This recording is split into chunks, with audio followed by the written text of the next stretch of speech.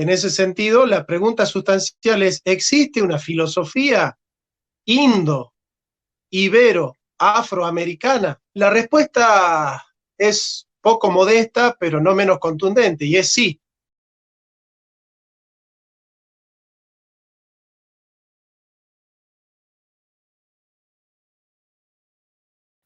Muy buenas noches, queridos amigos de Proyecto Patria. Una noche más de lluvia en Cajamarca. eh, Saludando desde la histórica ciudad de Cajamarca a nuestros hermanos peruanos, sudamericanos, indo-iberoamericanos. Y bueno, este programa es un programa muy especial, ¿no? Es un programa que ya lo teníamos agendado ya bastante tiempo, me parece.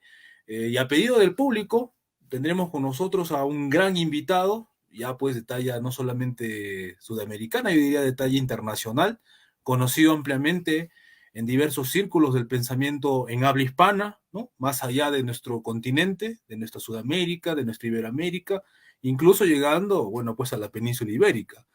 Y ahora vamos a hablar de un tema muy fundamental, un tema que nunca ha dejado de ser porque nunca se ha saldado del todo. ¿Qué somos nosotros los iberoamericanos, los latinoamericanos, los indoiberoamericanos? ¿Cuál es el término que realmente describe lo que somos? ¿Cuál es nuestro ser en este mundo? ¿No? A qué nos debemos nosotros? ¿Venimos realmente de una vertiente solamente? ¿Somos propiamente autóctonos, indígenas propiamente, solamente? ¿Somos españoles también por una parte? ¿Qué es lo que somos? Son temas que no son nuevos para nada en el pensamiento sudamericano, peruano, argentino, boliviano, ecuatoriano, en fin, son temas claves que los cuales no han sido solucionados del todo.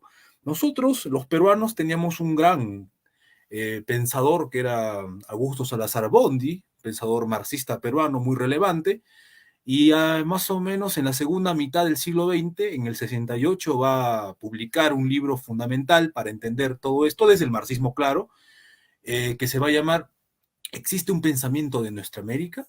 ¿No? Ese va a ser un texto corto de 120 páginas aproximadamente, que lo pueden encontrar en la web, y seminal, ¿no? Por lo menos en el Perú de estos temas, por lo menos en el siglo XX y desde el marxismo. Él diagnosticaba que no hay un pensamiento propio situado, no hay una filosofía latinoamericana, justamente como buen marxista, atribuyendo esto a cuestiones estructurales de índole económico, que todavía seguimos siendo países periféricos, subdesarrollados, ¿no? Y que existen todavía países centrales, industriales, desarrollados, que nunca van a permitir nuestro desarrollo, nuestra industrialización, nuestra transformación de las condiciones materiales de existencia, y que mientras eso no suceda, no podría haber pues un pensamiento genuino, propio, auténtico, una filosofía propiamente, como él decía, hispano-india, ¿no? Por esos problemas. Ahora más estos tiempos, gente un poco más, vamos a decir, más contemporánea, va a decir que, se me ocurre, Castro Gómez, un filósofo pensador colombiano, que no necesariamente la filosofía tiene que enraizarse en la cultura de un pueblo, etcétera, ¿no? Incluso cuestiona la categoría pueblo. Bueno, y la verdad es que yo no tengo la solvencia necesaria para hablar de estos temas, por eso es que invitamos a Proyecto Patria a gente que sí pueda hablar de esto, ¿no? Porque no lo sabe todo, estamos muy lejos de saberlo todo y creo que nadie lo sabe, pero hay gente que sí sabe más que uno, que sí sabe más que nosotros, y por supuesto esa gente que darle tribuna, ¿por qué no le vamos a dar tribuna? Entonces, sin más que decir, vamos a hacerlo pasar. Está acá el gran Jonathan Ramos, ¿no? Es un valiente pensador sudamericano que dice las cosas que mucha gente no quiere escuchar, que mucha gente prefiere no escuchar, ¿no? Pero que aquí en Proyecto Patrias, como ya dije, son temas fundamentales, cardinales de nuestro ser, que tenemos que abordar y que tenemos que seguir explorando, seguir entendiéndonos a nosotros mismos, seguir pensándonos nosotros y no permitir que otros nos piensen, ¿no? En otras palabras. Buenas noches, profesor Jonathan Ramos. ¿Cómo te va, estimado Carlos? Es un gusto, un placer estar con vos en este canal y bueno, que podamos charlar de estas cosas que son tan importantes para el ser hispanoamericano. Muchas gracias. Bueno, en primer término, agradecerte, profesor Jonathan Ramos, por aceptar esta invitación, por la disponibilidad. Sabemos que es una persona bastante ocupada, ¿no? Con tantos quehaceres en lo intelectual, en lo académico, y por qué no también en lo político. Entonces, que nos hayas aceptado esta invitación a Proyecto Patria. De verdad que es para nosotros un honor, sinceramente. Y antes de empezar, quisiera para nuestros amigos del Perú, de Cajamarca, que tú sabes que es una ciudad muy histórica, ¿no? Mucha gente desde de un bando celebra y bendice a Cajamarca por el tema de la conquista, otros lo maldicen. Es una ciudad muy simbólica para nuestra ecúmene sudamericana, iberoamericana. Quisiera que por favor brevemente te presentes quién eres, qué haces y básicamente eso, por favor, Jonathan, antes de empezar la entrevista. Bueno, mirá, como decimos acá los peronistas en Argentina, hay que hablar mucho de las cosas, poco de los otros y nada de uno.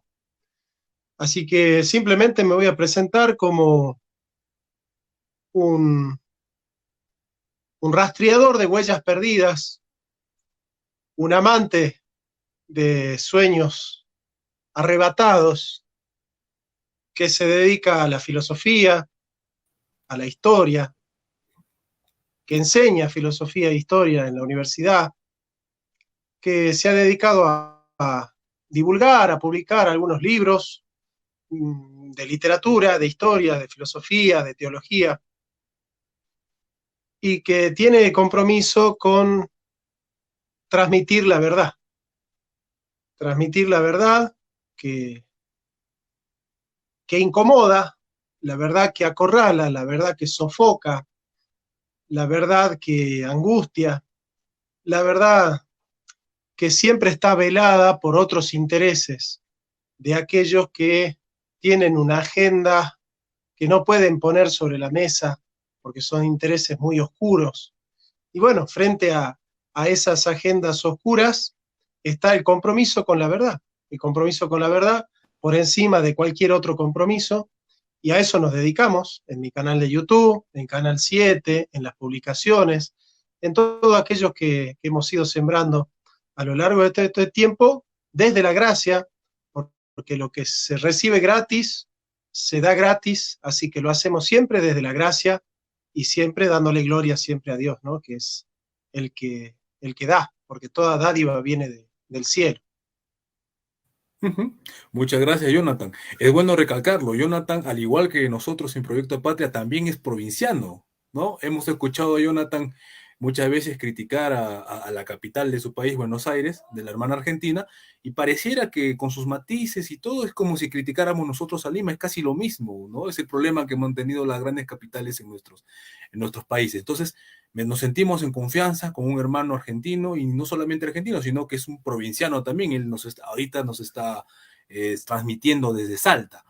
Bueno, querido Jonathan, entonces para empezar a entrar ya en materia, la primera pregunta que para abordar, para iniciar esta sesión, esta entrevista en torno al ser indo-iberoamericano, tan complejo de entender para muchos, soslayado por otros.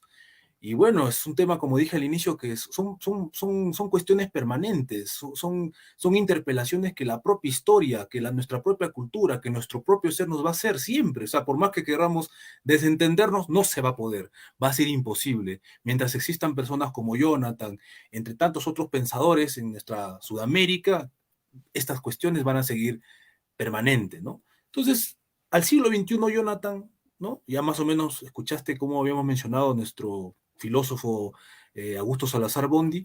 ¿Podríamos decir que existe o no existe un pensamiento situado desde el propio ser, desde el propio estar, pensado en clave indo-iberoamericana, en nuestra ecúmene, ¿no? En nuestra Sudamérica, en nuestra Iberoamérica? Por favor. Bueno, la pregunta es de trascendental importancia, porque básicamente el conocimiento y el pensamiento filosófico surgen del autorreconocimiento de que nosotros somos seres que podemos pensar, que tenemos la capacidad de pensar y de pensarnos en nuestra coyuntura existencial, filosófico-política. En ese sentido, la pregunta sustancial es, ¿existe una filosofía indo, ibero, afroamericana? La respuesta es poco modesta, pero no menos contundente, y es sí. Existe una filosofía hispanoamericana, existe una filosofía amerindia, claro que sí, nosotros estamos acá, estamos en Hispanoamérica, estamos pensándonos, estamos revisando nuestras categorías, esas categorías que surgen allí, por ejemplo, de la comprensión liberal, que dice que Hispanoamérica es liberal y antiimperialista. Nosotros decimos Hispanoamérica es popular y antiimperialista. América no puede ser pensada al calor de filosofías foráneas, aunque muchos han tratado de comprender trágicamente la realidad hispanoamericana a través de categorías europeas, y no solo de categorías europeas, de categorías eurocéntricas, que no es lo mismo. No pocas veces me reclaman y me dicen, profesor, usted está en contra del eurocentrismo, pero lee a Santo Tomás y a Heidegger y a Hegel. Efectivamente, uno puede dialogar con los europeos, pero no se subsume a ellos, porque en definitiva el escenario filosófico político hispanoamericano tiene sus propios pensadores que surgieron de las entrañas de estas realidades, de estas coyunturas, y que realmente tienen mucho que decir. César Belaúnde, Enrique Rodó de Uruguay, Hernández Arregui, Manuel Malich de Guatemala, el mismo Salvador Borrego de México. Realmente tenemos una amplia gama de exponentes, evidentemente Aya de la Torre, 7 ensayos para pensar la realidad latinoamericana de José Mariate, y realmente son pensadores que nos van a permitir a nosotros diagramar el pensamiento situado. Pensamiento situado, ¿por qué? Porque nosotros estamos en Hispanoamérica, no estamos en Europa. Y aunque quisiésemos pensar como europeos, no podríamos pensar como europeos, porque los únicos que pueden pensar como europeos son los europeos. Sí, el punto de partida del pensamiento, de la geocultura del hombre americano, como habla Rodolfo Kusch, es justamente esas dimensiones de pulsión, esa hidráulica que tenemos nosotros, que es la realidad de que somos países oprimidos. Como dice, por ejemplo, un discípulo de José Martí, que se llama Fernández Retamar, dice, hay países subdesarrollados y países subdesarrollantes. Bueno, nosotros estamos en esa categoría. Nosotros estamos en esa categoría donde somos países subdesarrollados, porque hay países que nos han subdesarrollado a nosotros, que nos han quitado nuestra propia historia. Desde el progresismo con la leyenda negra, diciendo que España es la nada misma en Europa y nosotros somos hijos de un desaparecido, ¿no? Nosotros somos colonia de un país desaparecido como España. Entonces, nosotros tenemos la doble negación. Somos la negación de la negación. En ese esquema, la leyenda negra nos da a nosotros ser el patio trasero del peor país de Europa. Como diría, por ejemplo, Sarmiento, en Recuerdo de Provincia, estuve en Europa y también en España, ¿no? Eso lo dicen muchos autores, como Carlos María Gutiérrez, que dice, por ejemplo, yo estuve en Italia, en Francia, y encontré a Filangieri, a Descartes, a Beccaria, fui a Alemania y encontré a Goethe, y en España no tenemos a nada. Bueno, esa negación de España es también una negación de Hispanoamérica. Por otro lado, el hispanismo católico, tradicionalista, conservador de derecha, también nos va a negar, porque va a negar la mitad de lo que somos. Nosotros somos ni tan indios, ni tan españoles, nosotros somos criollos, somos mestizos, somos lo que José Vasconcelos va a llamar la raza cósmica, esa raza en la cual está muy presente cultural, geopolíticamente, sanguíneamente, el africano, que es un elemento constitutivo del ser iberoamericano, el indígena, el español. Entonces nosotros tenemos, realmente todas las razas están articuladas en el ser criollo, en el ser mestizo. En ese sentido, esa tradición trasnochada, esa tradición carlista, de esa derecha ultraconservadora, ¿no es cierto?, va a plantear que antes de la llegada de los españoles había una barbarie tremenda, que lo único que pasaba en estas tierras era que había canibalismo, que se mataba gente, que se sacrificaba gente, era toda una cultura incivilizada, eran, como diría Sartre en el prólogo a Los Condenados de la Tierra, de Fanon, diría, y bueno, son bárbaros, es decir, no pueden pronunciar Partenón, son gente sin cultura, gente que realmente no tiene elementos importantes de civilización. Entonces nosotros tenemos que agradecer porque los españoles trajeron la historia. De hecho, yo cuando estudié la carrera de historia, se estudiaba la historia de los aztecas, los mayas y los incas en una materia que se llama prehistoria.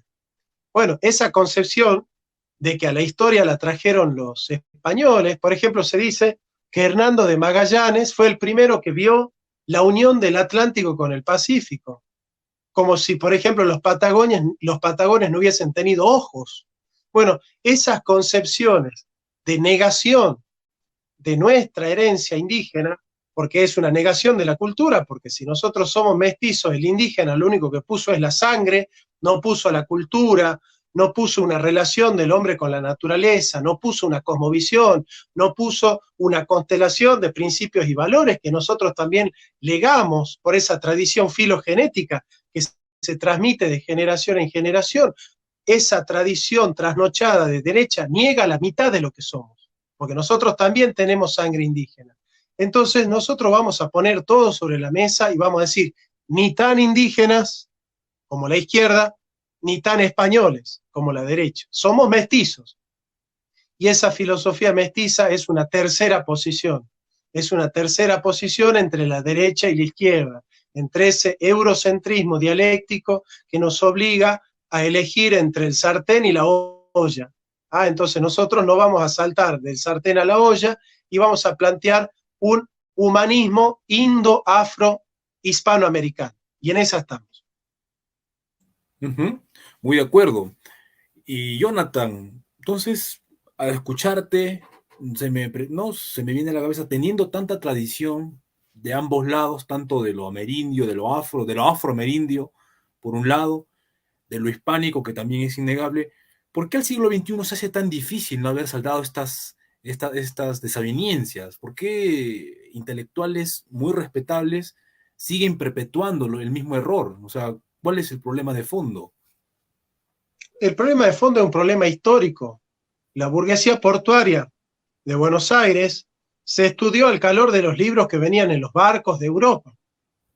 Entonces, en esa concepción liberal ilustrada, se consideraba que Francia es la centinela de la cultura e Inglaterra es el centinela del progreso económico.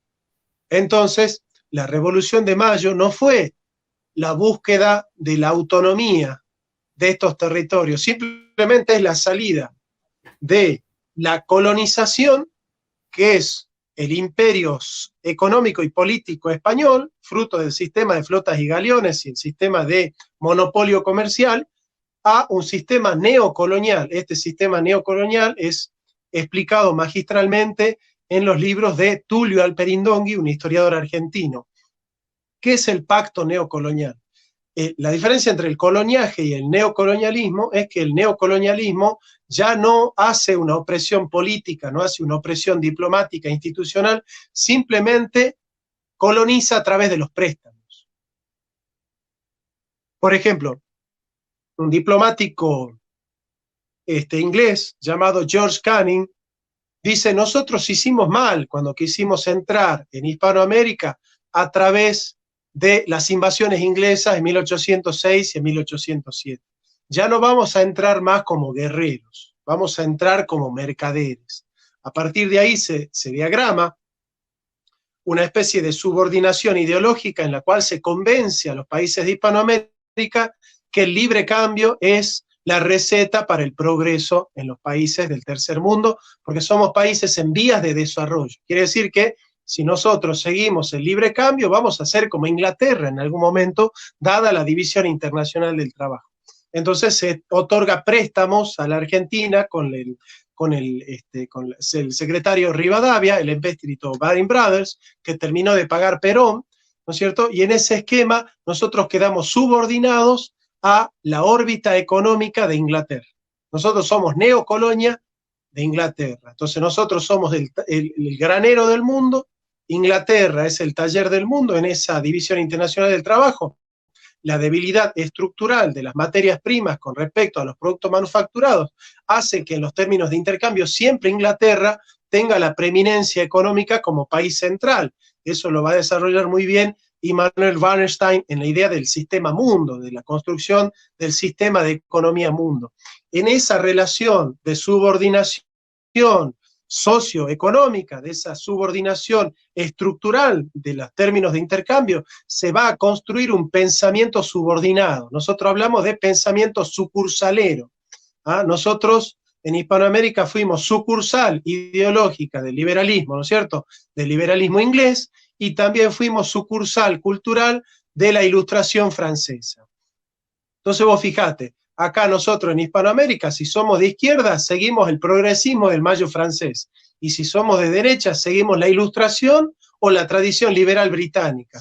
Bueno, en definitiva estamos condenados a reproducir, a ser la sucursal de pensamientos europeos. Es decir, nosotros no orbitamos en nosotros mismos, nosotros no tenemos una centralidad propia en la historia, sino que nosotros tenemos que repetir el modelo civilizatorio español o tenemos que repetir el modelo civilizatorio inglés o francés. Es decir, tenemos que elegir con qué aguja nos van a pinchar a nosotros, ¿no? Y bueno, esa es nuestra libertad. ¿A dónde vamos a estar sometidos? Efectivamente, España fue un imperio muy distinto al inglés, fue un imperio humanista, fue un imperio cristiano, fue un imperio que bregó por los derechos, que bregó por los valores, que nos trató como súbditos del rey y no como esclavos, ciertamente, pero eso no significa que no haya habido una conquista, eso no significa que no haya habido un saqueo, un despojo legal, como va a hablar, por ejemplo, Manfred Kosok, como va a decir, por ejemplo, también muchos teóricos hispanoamericanos, como Enrique Rodó. En ese sentido es que nosotros vamos a plantear que Hispanoamérica debe orbitar en Hispanoamérica. O sea, el punto de partida del pensamiento hispanoamericano es Hispanoamérica.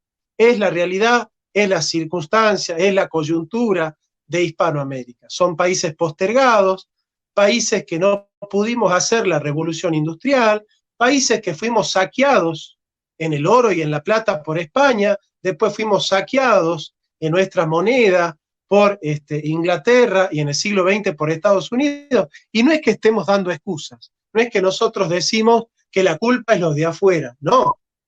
Es peor el paisano que te vende que el gringo que te compra. Pero nosotros tenemos que entender que muchos de los problemas estructurales que tenemos nosotros es fruto de esa debilidad sociopolítica, porque claro, evidentemente los países que pudieron desarrollarse no se desarrollaron sin colonias. Ese capitalismo internacional que se fue construyendo, trajo mucho progreso, trajo mucha igualdad, trajo mucha libertad, pero también trajo opresión porque esos países se desarrollaron al calor de sus colonias. Inglaterra se desarrolló al calor de la explotación de sus colonias, al igual que Francia, que colonizó Argelia, al igual que Holanda, al igual que España en su momento, pero España no pudo hacer su revolución industrial en su momento. Es decir, hay muchos factores que hacen de Hispanoamérica un continente postergado, un continente marginado, sobre todo por una subordinación mental, y es que nosotros pensamos que tenemos que ser sucursal de las culturas europeas, de los intereses europeos, de las fábricas de la opinión pública europeas. Entonces nosotros creemos que no podemos hacer filosofía si no estamos al tanto de lo que dijo el último francesito de moda. Es por eso que surge esta idea que plantea el doctor Dussel del giro decolonizador. Ese giro decolonizador es ponernos a nosotros mismos como punto de partida de nuestra reflexión, a nuestra historia, a nuestras necesidades, a nuestras coyunturas. Es ahí donde nosotros tenemos que hacer hincapié. Bueno, completamente de acuerdo. En la primera parte de tu disertación, ¿no? Respondiendo a las preguntas, escuchaba, claro, tu análisis estaba centrado en la hermana Argentina, pero cuando hablas de Buenos Aires, realmente es como hablar de acá también de Lima, porque si nos damos cuenta, nuestras capitales por lo menos acá en el Perú, en esa parte del Atlántico en Argentina, están no por casualidad están en la costa, ¿no? O sea, están hechos justamente para facilitar, ¿no? El sistema de galeones que tú bien mencionas, el saqueo que muchas veces se olvida, ¿no? Se olvida para mucha gente. Te hemos escuchado decir en más de una ocasión, para que lo entienda nuestro público, que se quiere combatir la leyenda negra. ¿Qué es la leyenda negra? Que está muy de moda en muchos círculos últimamente, con una leyenda rosa, que es menos conocida. Brevemente, por favor, danos un alcance, por favor, Jonathan. Nosotros acá en Argentina tenemos un historiador que se llama Vicente Sierra.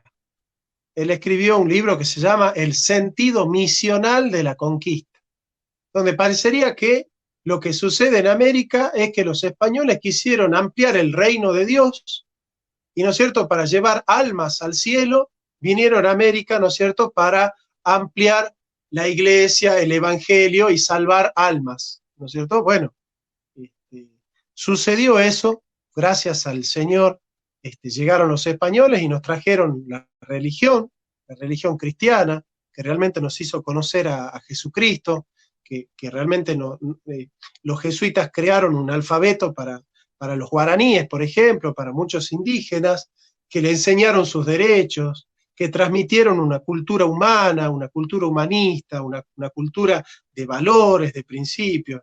Eso es muy valorable, yo lo reconozco, agradezco realmente que hayan venido los españoles.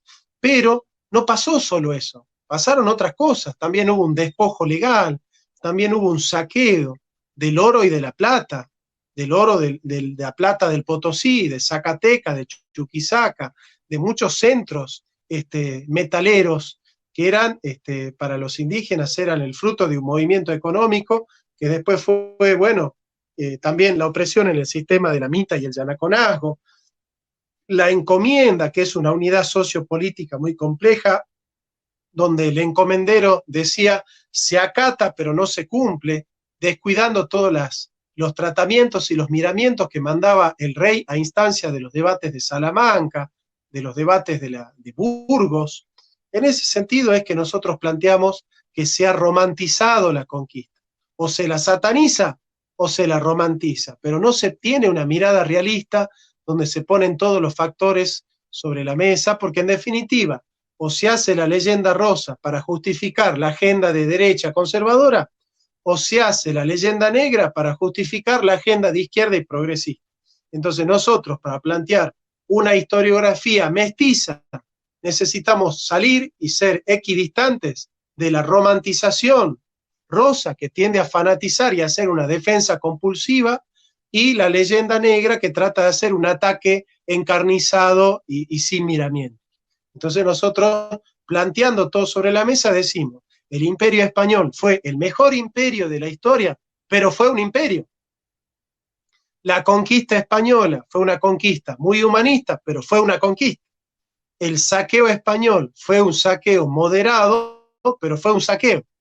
Entonces, diciendo todo esto, nosotros ponemos todas las cartas sobre la mesa y podemos sacar conclusiones más realistas, porque ninguna historiografía con defensa fanática y compulsiva, ni con ataque virulento y fanático, pueden ser tomadas en serio. Correcto. Jonathan, cuando uno te escucha pensaría que esta es una cuestión, bueno, que ya pasó tiempo, en fin, pero en el siglo XXI estamos ya terminando el 2021, estamos entrando en 2022, y ¿tú crees que haya a la actualidad todavía influjos, ¿no? Vamos a decir culturales, ideológicos, que nos sigan llegando de las metrópolis transatlánticas contemporáneas? No, cada vez más, porque la filosofía hispanoamericana todavía sigue pensando al calor de Europa, de Estados Unidos, ¿no es cierto? Incluso la izquierda hispanoamericana sigue pensando al calor del marxismo y del neomarxismo, ¿no es cierto? Es ser antiimperialistas con el imperialismo soviético, con la ideología del imperialismo soviético, ¿no? Pensamos en categorías como izquierda y derecha, que son categorías que surgieron de la situación filosófico-política francesa, pensamos en liberalismo y en socialismo, hablamos del socialismo del siglo XXI, es decir, seguimos presos de esas categorías eurocéntricas, ¿no? Pensamos en postestructuralismo, ¿no es cierto? Por eso yo planteaba en algún momento, pensando en la izquierda, cómo descolonizar a nuestros descolonizadores, cómo liberar a nuestros liberadores, cómo emancipar a nuestros emancipadores, ¿no? Porque esos emancipadores siguen todavía el progresismo, ese progresismo trasnochado europeo. Yo considero que nosotros tenemos que romper con esas categorías europeas de conservador, progresista, izquierda y derecha, que se usan, pero que nosotros tenemos que usarlas para criticarlas, para mostrar que esas categorías no sirven para estructurar una lucha política en nosotros, ¿no? Entonces, bueno, ¿cuáles son las categorías que tenemos que usar nosotros? La categoría de la reciprocidad, la categoría de la redistribución, la categoría del buen vivir, la categoría de la armonía, la categoría de la tierra, la categoría del techo, del trabajo, la categoría de la dignidad, la categoría de la armonía, que son las categorías fieles al pensamiento indígena y que fueron reconfiguradas por el Imperio Español a través del humanismo de Francisco de Vitoria. Y es en ese sentido, en ese humanismo hispano, amerindio, que nosotros tenemos algo para decir que recoge muy bien el pensamiento afroamericano, por ejemplo, el pensamiento de Eugenio Cunodo Ondó, que habla del origen egipcio de la filosofía. Eso es muy importante, que nosotros en Hispanoamérica sepamos que el eurocentrismo es hijo del helenocentrismo, que los alemanes del siglo XVIII inventaron que la filosofía nació en Grecia como una manera de legitimar la opresión cultural de Europa como centralidad del proyecto civilizatorio. Asociar a Europa con la razón, la civilización, el progreso y la historia. Esa razón ilustrada europea nace con los griegos y llega hasta Jacques Derrida. Llega hasta Derrida, hasta los estructuralistas, postestructuralistas, que ahora triunfan en la academia norteamericana, y nosotros quedamos condenados a ser sucursales de ese pensamiento orbital.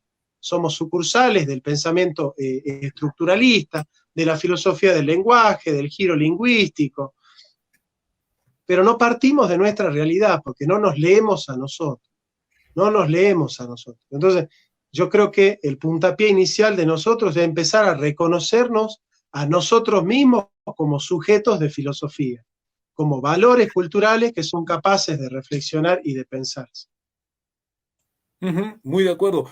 Yo, bueno, te comento, soy sociólogo de profesión y me desempeño como docente de ciencias sociales y, bueno, a mi cargo tengo cursos de filosofía, ¿no? En ciertos institutos, colegios.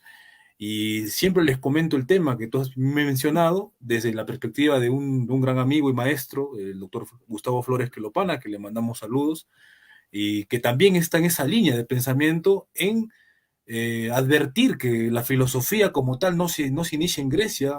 Incluso el propio Aristóteles ya lo mencionaba cuando hablaba de Tales de Mileto. También te he escuchado a ti referenciar esos capítulos de Aristóteles, y que existían otras formas de pensar anteriormente que no necesariamente se ajustaban, ¿no? Nuestro maestro Flores Quelopana tiene toda una categorización, ¿no? Habla del pensamiento logocrático, que es propio del mundo griego, por supuesto, pero hay otro, está el pensamiento mitomórfico, el pensamiento eh, numinocrático, que es el más antiguo. Tiene toda una categorización nuestro maestro, y bueno, yo creo que, ¿por qué nos enseña así la filosofía? ¿Cuál es el problema?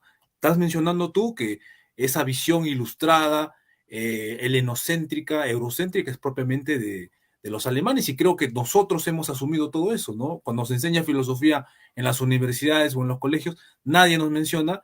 Es como que antes de Tales de Mileto, antes de los griegos, nadie más pensó, ¿no? Nadie más hizo preguntas trascendentales, filosóficas, y bueno, eso nos ha heredado hasta la actualidad, y desde ese pensamiento es que se anula todo lo que había acá, por supuesto, ¿no? O sea, antes de que vengan los españoles, de que la conquista y todo lo demás, aquí no había pensamiento, era toda una barbarie, y en eso estamos continuamente.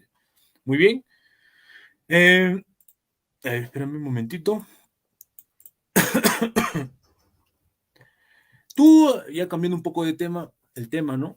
Tú siempre mencionas, ¿no? Y esto, no sé, ciertos filósofos no son muy, vamos a decir, pueblofóbicos, no consideran importante ocuparse de la categoría pueblo, incluso si se refieren al pueblo o al término pueblo, lo hacen de una manera bastante despectiva, ¿no? Entonces, tú planteas, ¿no? Yo te he escuchado muchas veces, una filosofía enraizada en la cultura popular, ¿no? Hay otros que dicen, ya lo mencioné, un colombiano contemporáneo, Castro Gómez, que no necesariamente la filosofía tiene que dar cuenta, ¿no? En clave del pueblo popular, ¿no? Porque la filosofía en teoría es radicalmente crítica de la propia cultura y que incluso los griegos también al iniciar su propia cultura, perdón, el pensamiento filosófico van a cuestionar, ¿no? Lo establecido, en fin. ¿Tú qué opinas de esto, Jonathan? ¿Por qué la necesidad de generar un pensamiento situado, una filosofía propia enraizada en la cultura popular?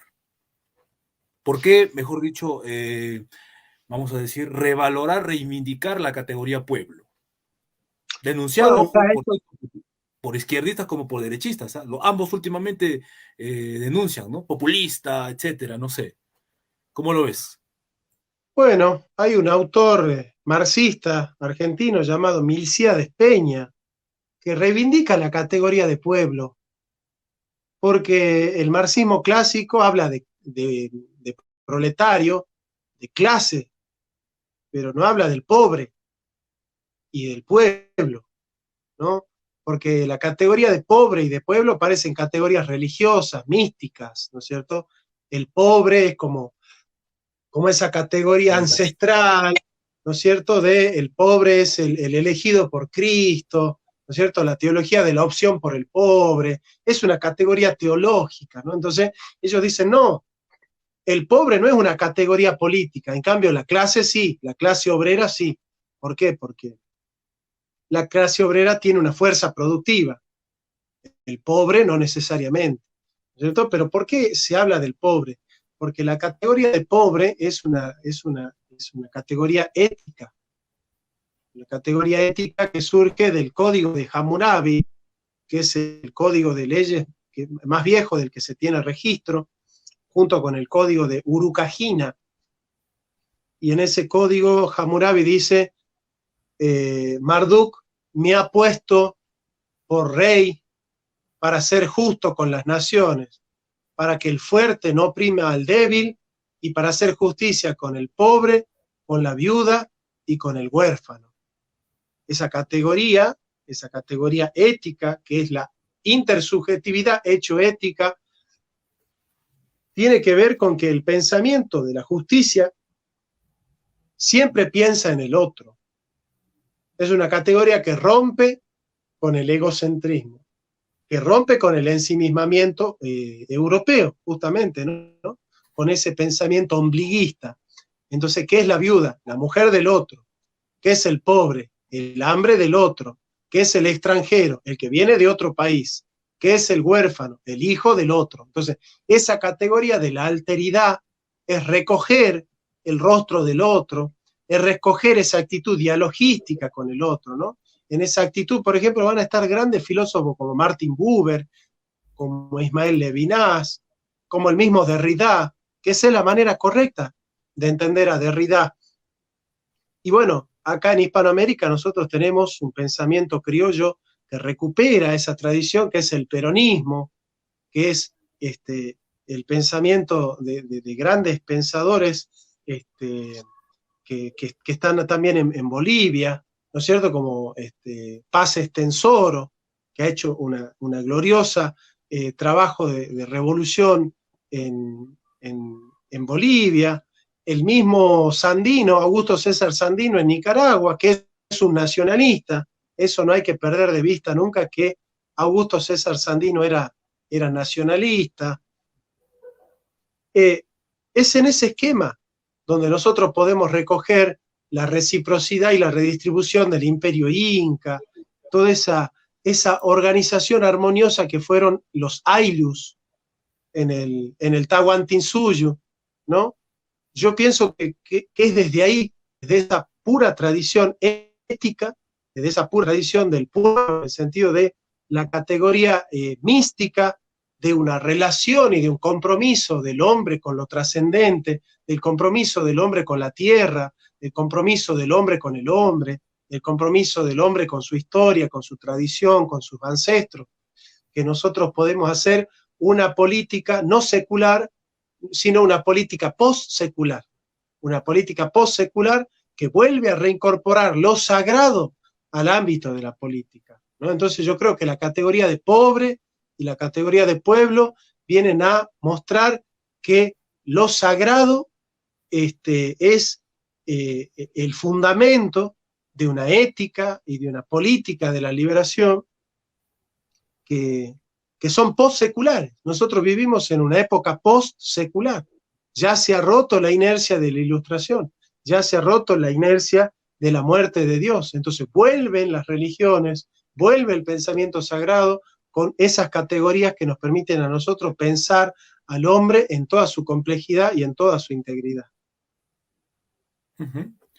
Interesante. Esto último que mencionas me trae reminiscencia, ¿no? De ciertos textos, trabajos de Alexander Dugin, del pensador ruso. ¿Qué opinas? ¿Qué opinión tienes al respecto de este pensador últimamente bastante conocido, ¿no? Importante porque eres un gran deudor de la tercera posición, ¿no es cierto? De la tercera posición que fundara, por ejemplo, en la Argentina, el general Juan Domingo Perón, en esa época, ¿no es cierto?, donde los países hispanoamericanos elegían o subsumirse a la hegemonía soviética, al imperialismo soviético o al imperialismo norteamericano. Y Perón dice, ni yanquis ni marxistas. ¿No? Nosotros no nos vamos a subsumir en ninguna ideología foránea, en ningún proyecto geopolítico, sino que vamos a mantenernos neutrales frente a estas disputas de poder que nos colocan a nosotros como sucursales, ¿no? En ese sentido, yo creo que Dugin es una persona que se mantiene al margen, de estas falsas dicotomías, que puede, por ejemplo, plantear una democratización de Rusia en base a un proyecto que tiene que ver con recuperar el legado ortodoxo de la Iglesia Ortodoxa como proyecto de cohesión civilizatoria en Rusia, que está generando frutos civilizatorios, culturales, políticos, en el derecho, en la economía, realmente muy, muy interesantes, ¿no? Recuperar el proyecto civilizatorio de la Iglesia Ortodoxa, que fue tan postergada obviamente por la Revolución Soviética, ¿no? Yo creo que Alexander Dugin, entendiendo ese escenario internacional de un imperio que todavía no acaba de morir, como el norteamericano, y un imperio que todavía no acaba de nacer, como el chino, yo creo que Dugin mantiene una sana distancia, una sana prudencia de relaciones diplomáticas con todos esos países, justamente por esta idea de la tercera posición, esta idea de no subsumirse en ningún imperio, sino plantear la soberanía y la autodeterminación de Rusia. Yo creo que es una astucia muy grande que nosotros debemos imitar. Sí, sí, claro, en efecto, ¿no? Él está pensando, ¿no? Su país, su pueblo en función, ¿no? a su ecúmene, ¿no? Que es el mundo eslavo, el mundo ruso, el mundo ortodoxo. Desde ahí lo felicitamos. Y creo que, como tú dices, podríamos también nosotros pensarnos a sí mismos, ¿no? Desde nuestra perspectiva, ¿no? Desde nuestra situación, nuestro ser, nuestro estar, ¿no? Desde nuestra propia fe fundante, como diría el profesor Marcelo Gullo, que le mandamos saludos. Y bueno, ¿no? Yo pienso que hay que rescatar muchas cosas. Mencionaste categorías amerindias fundamentales, ¿no? Del incanato, ¿no? El summa casai y el buen vivir. Pero a mí me parece, yo estoy de acuerdo, son cosas que debemos rescatar, pero cuando uno mira, ¿no? Que la izquierda progresista hegemónica en el Perú, que también es casi el mismo formato, me parece, en todos nuestros países, adopta estos términos, los degenera, a mi entender, porque, o sea, las ONGs, ¿qué tienen que ver con eso? O sea, las ONGs, siempre lo hemos dicho en Proyecto Patria, hay que ser claros, las ONGs no trabajan en función al interés nacional ni popular, ¿no? Ni ninguno de nuestros países. ¿Por qué? Por una muy sencilla razón, señores, porque quien los financia no es ningún peruano, ¿no? Ellos no se deben a los peruanos, ni a los argentinos, ni a los bolivianos, ni a los chilenos, en fin, se deben a quien los financia de afuera. Entonces, ¿cómo ves tú esta, vamos a decir, esta instrumentalización, ¿no? De categorías tan nobles, tan rescatables, tan valiosas por parte de este nuevo imperialismo de las ONGs, que es al final de cuentas el imperialismo internacional del dinero, como decía la Quadragésimo Ano, ¿no? Por supuesto. Perfecto, tu análisis es perfecto, casi que en la pregunta ya diste la respuesta. Efectivamente, hay, hay un asalto semántico de la izquierda. La categoría de pueblo es cristiana. La izquierda asaltó semánticamente la categoría de pueblo con la conceptualización de la clase, la categoría de progreso con la conceptualización de la vanguardia, la categoría de sexo con la conceptualización del género, la categoría de la libertad con la categorización de la liberación marxista. Entonces, en ese sentido, cada vez que el cristiano escucha hablar de pueblo, justicia social, progreso de los pueblos, subsidios, que son conceptos de la doctrina social de la Iglesia, la izquierda asaltó esos términos. Entonces el conservador escucha a alguien hablar de justicia social y dice es marxista. Y no, es doctrina social de la Iglesia. Alguien escucha hablar del progreso de los pueblos y dice era marxista. No, es León XIII. Entonces yo creo que el problema justamente de todos estos asaltos semánticos es que el que no sabe distinguir, el que no sabe separar, mete todo en la bolsa y dice, cada vez que alguien habla de pueblo, es marxista. Cada vez que alguien habla de pobre, es de izquierda. Cada vez que alguien hable de mujeres feministas, cada vez que alguien hable de justicia social, es marxista. Me parece que esa es la trampa en la que ha caído la derecha, esa es la trampa en la que ha caído el conservador. Así que nosotros debemos reivindicar esas categorías y robárselas a la izquierda, porque la izquierda no tiene derecho a hablar de justicia, porque la izquierda no plantea la justicia, plantea la venganza, que es la vindicta, que con respecto al concepto de justicia de Aristóteles es un retroceso.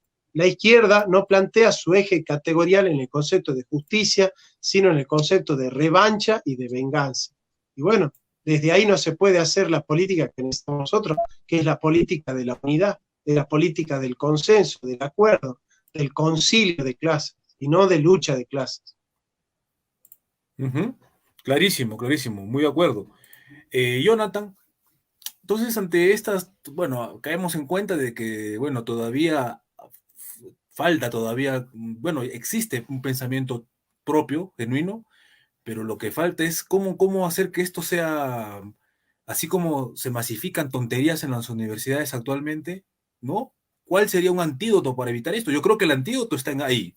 El antídoto contra las ideologías de subordinación cultural, vamos, política, ¿no? En el fondo política también, por supuesto, y en última instancia geopolítica, están allí, ¿no? En las universidades, porque te cuento, yo tengo amigos que estudian en la capital, en las universidades top 10, que para variar se llaman católicas, ¿no? Universidad Católica del Perú, etcétera, y que realmente cuando uno escucha lo que, no sé, no quiero hablar mal siempre, ¿no? Seguramente tengo profesores muy buenos que han estudiado en esas universidades, pero la verdad es que eso habrá sido en los 70s, ¿no? En los 60s de repente cuando habrán sido buenas, porque ahora la verdad da mucho que desear, o sea, es tanto el impacto de todas estas ideologías contemporáneas, de estas filosofías disolventes, atomizantes del ser social, que se ha caído en un relativismo absoluto. Con decirte que yo tengo grabaciones de un amigo que me cuenta que estudia ahí actualmente y me dice que vamos a entrevistar también, no puedo decir su nombre porque va a ser una entrevista anónima, le mandamos saludos, y me dice que prácticamente ahora ya se está cuestionando de esas filosofías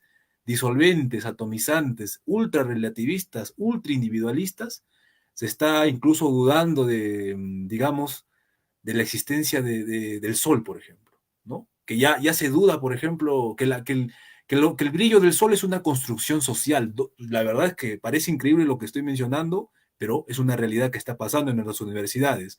¿Qué está pasando, Jonathan, y cómo poder nosotros, ¿no? Como peruanos, argentinos, bolivianos, chilenos, ecuatorianos, hacer frente a toda esta avalancha de disolución, porque estamos en una época de disolución, y sinceramente las universidades, que en teoría deberían ser los focos que alumbren, ¿no? al pueblo justamente para poder avanzar en un sentido de progreso, verdaderamente progreso, no progresista, progreso en sí, ¿Qué poder hacer? ¿Qué está pasando? ¿Cuál es tu diagnóstico y cuál es tu prognosis? Y en cierta forma, ¿cuáles son tus planteamientos para intentar afrontar toda esta avalancha de disolución, por favor, Jonathan? Bueno, vamos a estudiar los síntomas para hacer un diagnóstico y plantear una terapia, ¿sí? Los síntomas son la pérdida de la identidad nacional, pérdida de la identidad biológica, pérdida de la identidad religiosa, pérdida de la identidad lingüística. Entonces, el problema es que este sistema globalizante, este sistema, porque efectivamente el globalismo es la etapa superior del imperialismo, porque rompe la dialéctica de imperios para hablar de dialécticas de capital, de oligarquía, que es la última etapa de la circulación del capital. En ese esquema, la izquierda es la plataforma superestructural del ultracapitalismo, ¿sí? Que es la disolución de las identidades. Es la disolución de las identidades. ¿Para qué? Para que la subjetividad pueda venderse en el mercado. La subjetividad debe comercializarse porque ya no hay cosas para vender. Digamos, la obsolescencia programada y la obsolescencia apercibida no llegan a plantear la dinámica de flujo del comercio a escala global como necesita el capitalismo para seguirse reproduciendo. En ese esquema necesitan que comercializar la subjetividad. Para comercializar la subjetividad, entonces necesitan disolver la identidad. Disuelven la identidad para comerciar la subjetividad. La izquierda está planteando ese juego del mercado que es la disolución de la identidad. La filosofía es una gran herramienta para eso, porque la filosofía desde la modernidad se convierte en fenomenología del espíritu.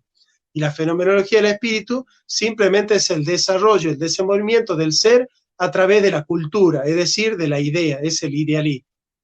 En ese esquema se desconoce la pertenencia del hombre con la naturaleza, es decir, la pertenencia del hombre con la tierra. Entonces nosotros, negando la herencia europea, nos sentimos parte de la tierra. Esa es la sabiduría indígena. Nos sentimos parte de la naturaleza. Ese es el pensamiento realista de Aristóteles, de Santo Tomás de Aquino. Nosotros somos seres naturales, pertenecemos a la naturaleza. En ese esquema de recuperar nuestra relación con la naturaleza, romper con esa idea de que el hombre es un lobo para el hombre, nos lleva a nosotros a buscar en el hombre un amigo y no un lobo. Entonces, una vez que nosotros nos reconciliamos con el otro, nos reconciliamos con la naturaleza, nos reconciliamos con la trascendencia y nos reconciliamos con nosotros mismos, estamos habilitados para recuperar una identidad sólida, una tradición fuerte y un destino propio. Muy bien, en efecto. Alguna vez escuché yo al maestro Alberto Vuela decir que nosotros en Indo-Iberoamérica somos más occidentales ahora mismo que los propios occidentales, los propios europeos. ¿Qué opinas tú de esa reflexión?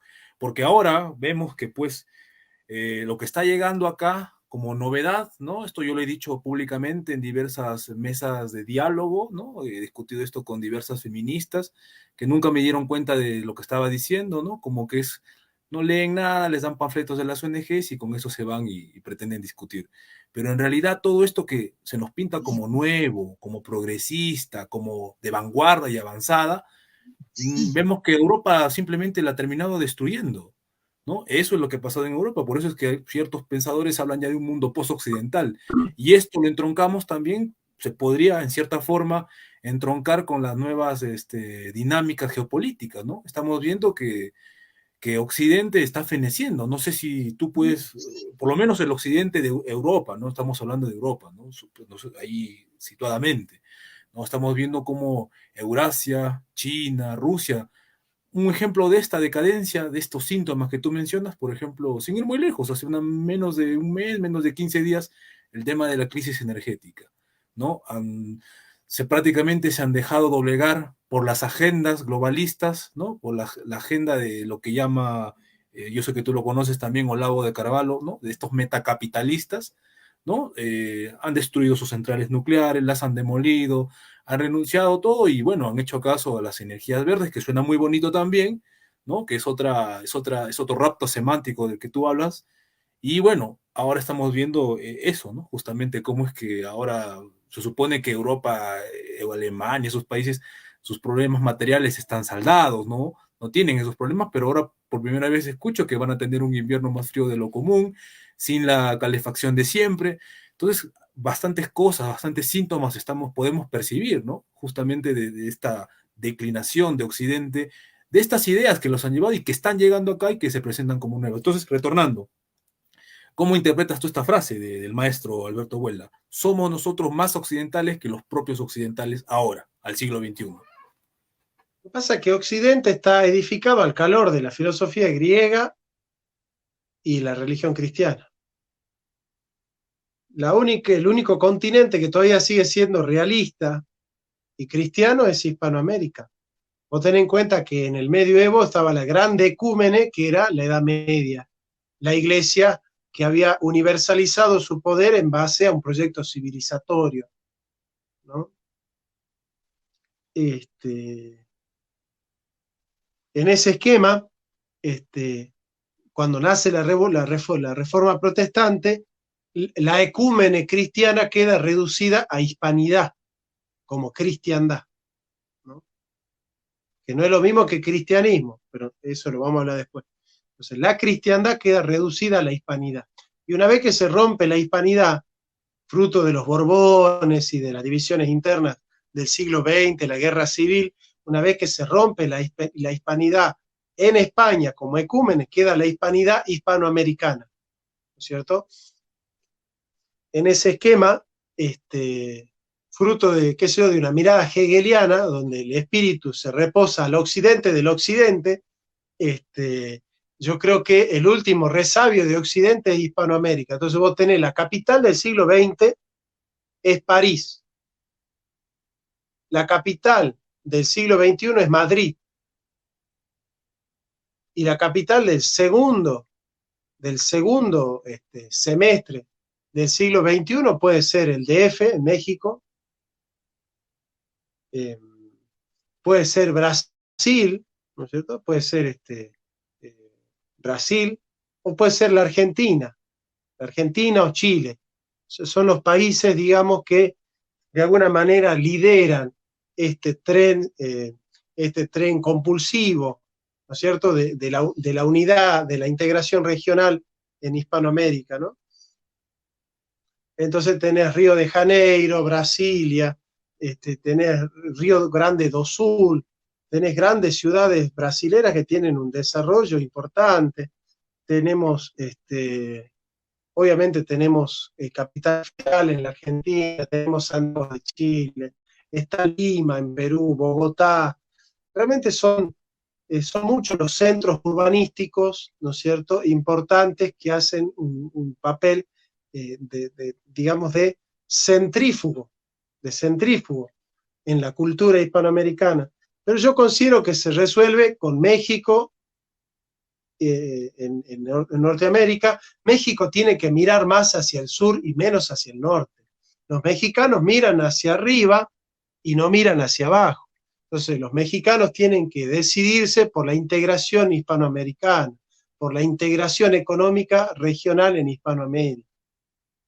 Los mexicanos prefieren ser el patio trasero de Norteamérica que ser la cabeza de Hispanoamérica. Entonces, México tiene que decidirse por Hispanoamérica. Y luego acá en la Argentina, el ABC, Argentina, Brasil y Chile. Argentina, Brasil y Chile consolidados. Nosotros creamos un bloque de integración regional tremendo. Pasa que hay que ganar el Perú para la causa nacional y popular. El Perú que está tan dialectizado entre el populismo de izquierda y el liberalismo de derecha.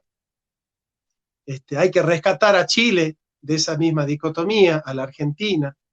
Y bueno, yo creo que en eso estamos. Yo creo que en esa misión Bolivia, Colombia, Uruguay, todos nos tenemos que plegar a esta tercera posición, que es la única manera de establecer un nacionalismo de paz y amor, un nacionalismo de inclusión, no el nacionalismo xenófobo, no el nacionalismo que crea muros, como el nacionalismo de Trump o de la Liga del Norte en Italia, sino un nacionalismo de paz y amor, un nacionalismo de inclusión que te enseña a amar tu patria, pero a compartirla con el hermano. Te enseña que nosotros somos una gran nación hispanoamericana que fue fragmentada por la masonería y que fue fragmentada por el Imperio Británico, ¿no?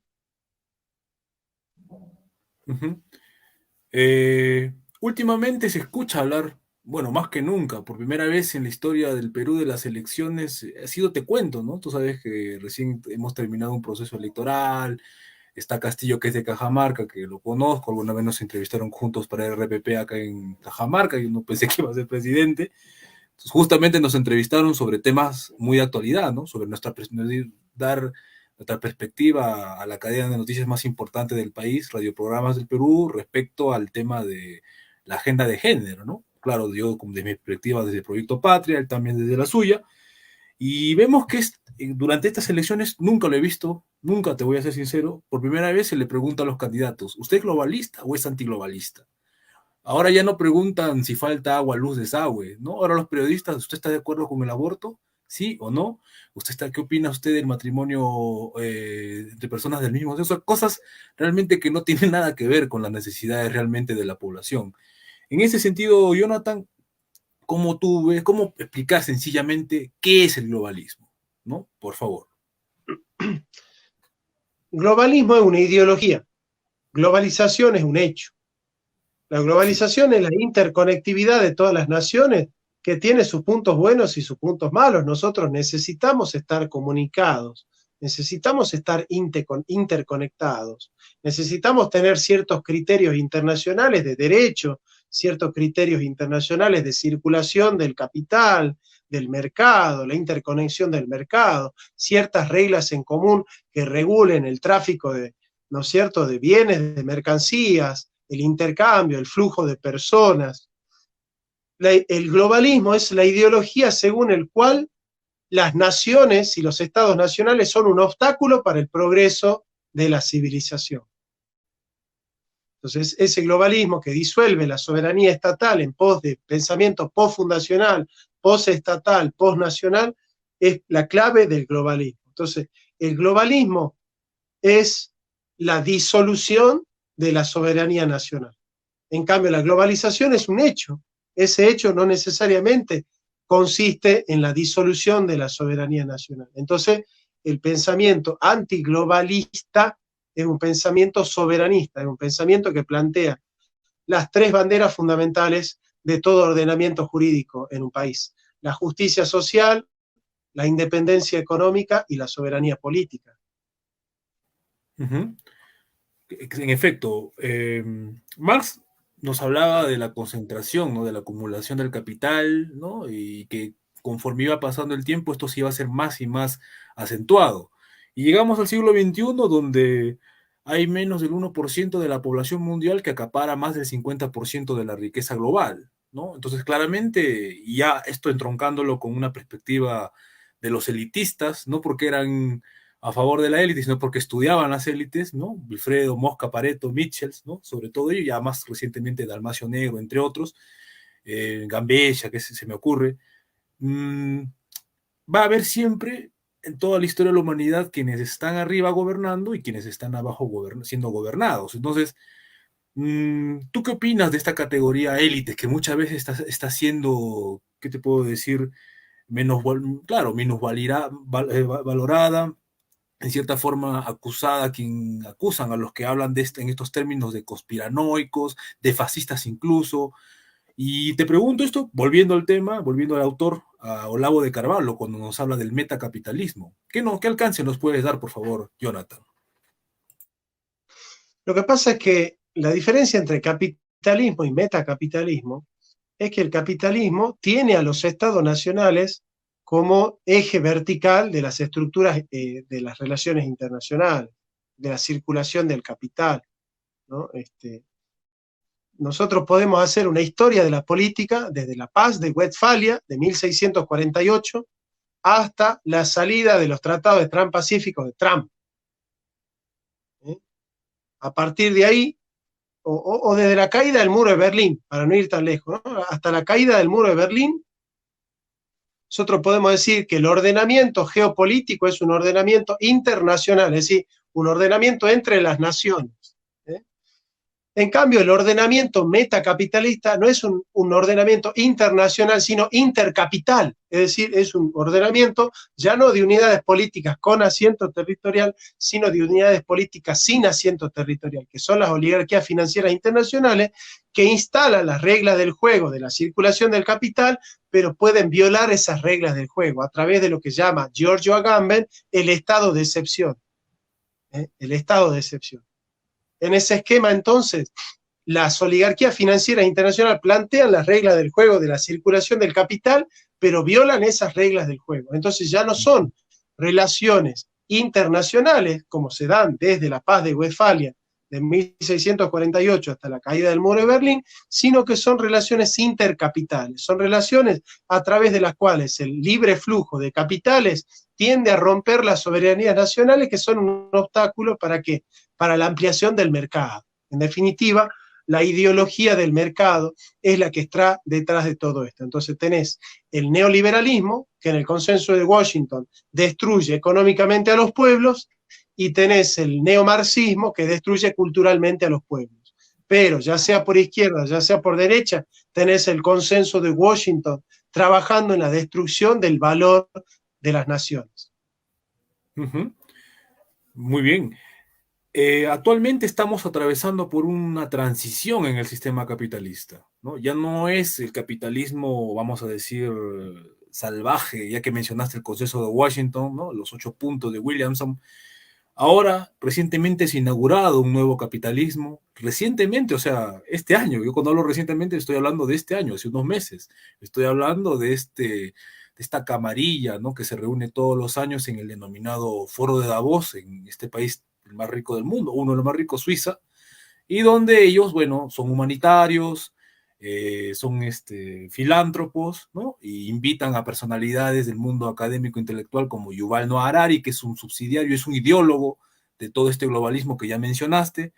Y en ese sentido, Jonathan, ¿qué opinas tú de este nuevo capitalismo que ya no nos habla en términos de, ya no se lo acusa de ser un capitalismo salvaje, sino que sus propias élites, ¿no? El señor Klaus Schwab nos habla de un capitalismo inclusivo, el señor Joseph Stiglitz de un capitalismo progresista, y que, bueno, pues es un capitalismo verde, es un capitalismo ecológico, es un capitalismo feminista, es un capitalismo animalista, vegetariano, vegano, y bueno, y eso se nos viene a través, la casualidad, entre comillas casualidad, que esta agenda del Foro de Davos prácticamente es la misma agenda de esa entidad supraestatal, supranacional llamada Naciones Unidas, ¿no? Del cual no vive gratis porque todos nuestros estados ahí aportan, pues, ¿no? Y no poca cosa, ¿no? Es una estructura mastodóntica que genera mucho recurso, ¿no?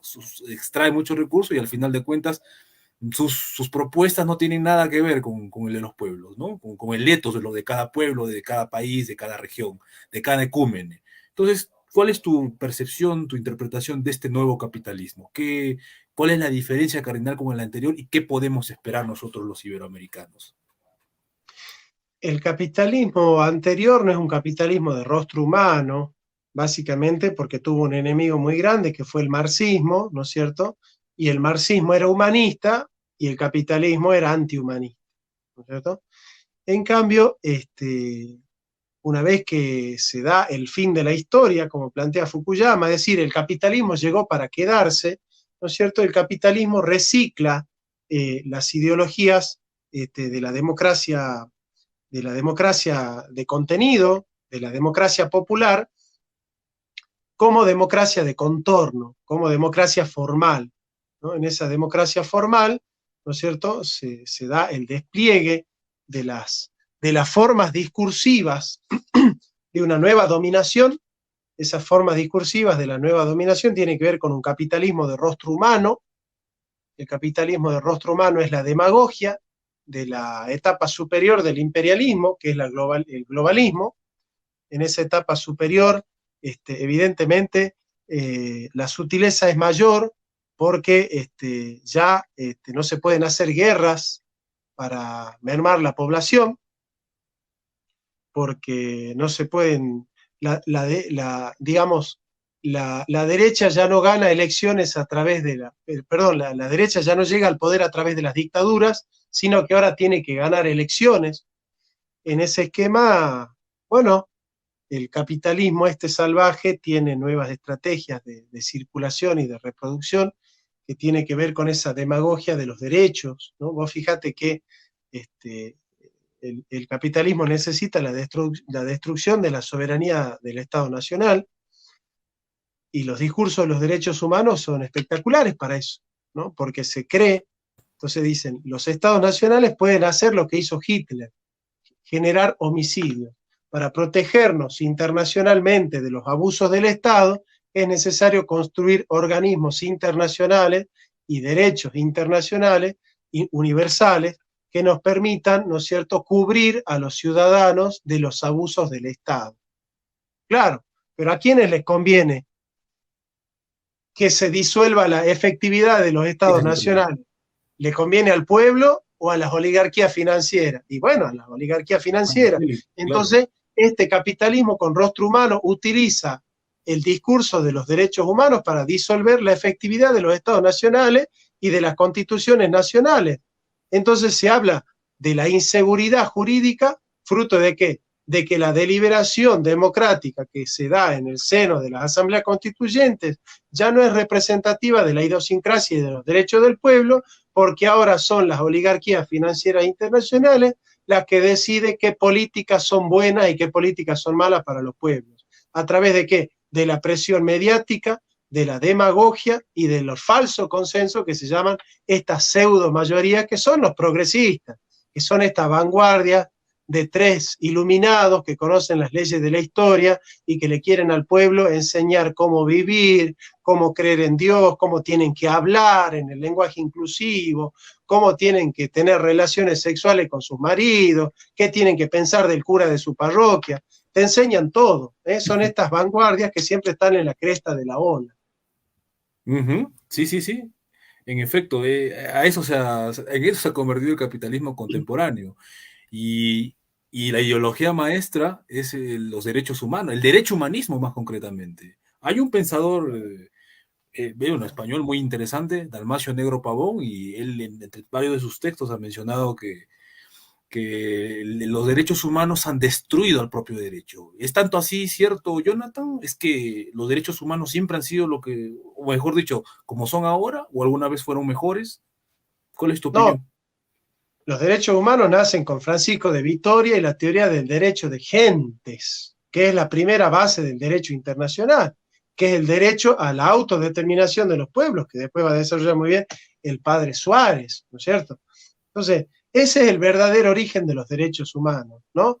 Estos derechos humanos que nacen con la Revolución Francesa, pero sobre todo con la posguerra, son herramientas de la oligarquía financiera internacional para intervenir en los asuntos del Estado. Claro. Hay lobbies en la ONU, hay lobbies en la ONU que están dedicados justamente a violar la soberanía jurídica que tienen los pueblos, ¿no?